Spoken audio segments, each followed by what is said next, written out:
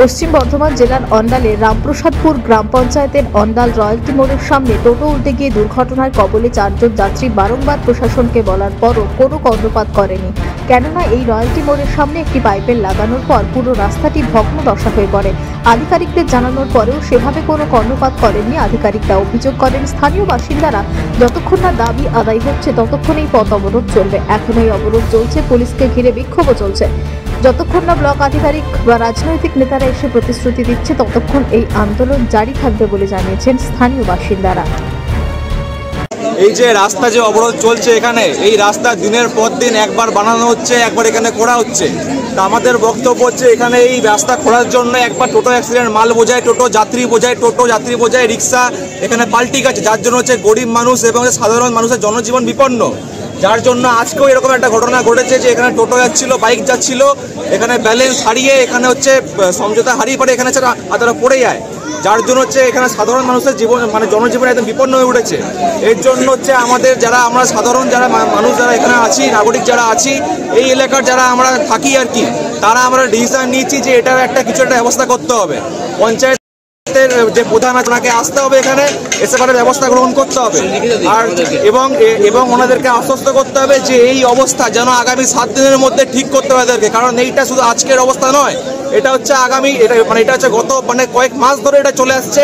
এটা পঞ্চায়েত, বিডিও, থানাকে জানানোর পরেও কোনো উপযুক্ত ব্যবস্থা নেওয়া হচ্ছে না। যার জন্য লিখিত দেওয়ার পরেও কোনো ব্যবস্থা নেওয়া হচ্ছে না। যার জন্য হচ্ছে আমরা এখানকার যারা স্থানীয় বাসিন্দা, যারা আমরা রয়্যালটি মোড়, ওয়ার্কশপ রোড, যারা আমরা এই মেলাতলা স্থানীয় বাসিন্দা, যারা এখানে রোজ যাতায়াত করছি, তারা একদম নাজেহাল হয়ে উঠছি। আজ থেকে 20-25 দিন আগে এখানে একটা ঘটনা ঘটেছিল, টোটো পাল্টি মেরে গেছে, একজন সাইকেলওয়ালাকে পায়ে লেগে গেছিল এবং সাইকেল ব্যান্ড হয়ে গেছিল। তার দায়িত্ব প্রশাসন, আমাদের যে ইনচার্জ আছেন আমাদের লোকালে দামোদর কলোনিতে যে ইনচার্জ আছেন উনি এসে স্যার দেখলেন, দেখার পর উনি ট্রিটমেন্ট করালেন। তারপরে এখানে কথা দিয়ে দিলেন যে আমরা 10 দিন পর এটা ঠিক করে দিব। আমরা সেই ভিড়টাকে সরিয়ে দিলাম, আমরা অবরোধটা তুলে দিয়েছিলাম এবং সমস্ত গাড়ি চলাচল শুরু হয়ে গেছিল। তার মাঝে আবার কবার রাত্রে 12টার সময়, কখন 10টার সময় এরকম লাগাতার 3-4বার করে ঘটনা ঘটে যাচ্ছে।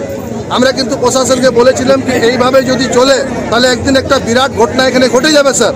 এটা আপনারা কিন্তু মাথায় রেখে একটু দায়িত্ব নিয়ে একটু পালন করুন। দেখুন উনি ভিডিওকে নিয়ে এসেছিলেন, উনি বললেন নাকি ইঞ্জিনিয়ার সাহেব কি 6 ইঞ্চি বেশি নিচে যাওয়া হবে না। যাক, আমরা তো এটা জানি না, আমাদেরকে জানাওয়ার চেষ্টাও করেননি। এখানে কোনো বেনিফিশিয়ারিকে ডাকা হয়নি। আমরা এখানে কোনো রাজনীতি বা কোনো পার্টিগিরি করতে আসিনি। আমরা শুধু এইটুকুন বলতে এসেছি যে এই সমস্ত এলাকার শ্রীরামপুরের মানুষ, রামপ্রসাদপুরের মানুষ, ওয়ার্কশপ, আমাদের সদবাজার, রয়্যালটি মোড়, 15 নাজিরাবাদ, এই একটা মেন রোড আছে, এখানে সব সময় কিন্তু যাওয়া আসা হয়। আমরা চাইছি যে এমন কোনো ঘটনা না ঘটে যে কেউ একটা অ্যাক্সিডেন্ট করে মারা যায়। অন্ডাল থেকে প্রলয় ব্যানার্জির রিপোর্ট, টিভি নিউজ 10। সুলভের সঠিক চিকিৎসার একমাত্র প্রতিষ্ঠান বিবেকানন্দ হসপিটাল। 24 ঘন্টা emergency service, blood bank, trauma care. আপনাদের সেবায় আমরা তৎপর। গুণমান ও পরিষেবায় দুর্গাপুর বিধাননগরের ডক্টর জাকির হোসেন এভিনিউর বিবেকানন্দ হসপিটাল শিল্পাঞ্চলের মানুষের মন জয় করেছে।